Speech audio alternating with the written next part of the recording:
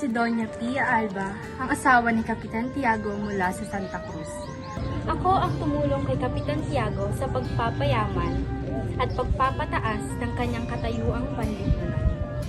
Hindi ako nasiyahan sa hanap buhay ng aking asawa bilang mga ngalakal na bumibili ng asukal, kape at tina upang ibenta.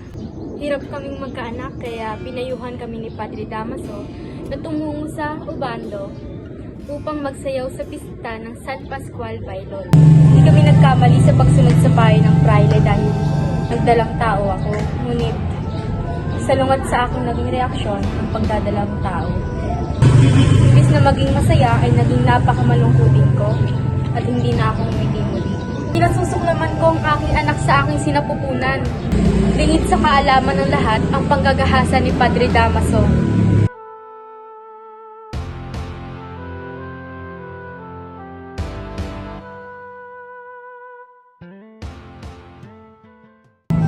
Ako ay namatay nang hindi man lang nasisilayan ang aking munting anak.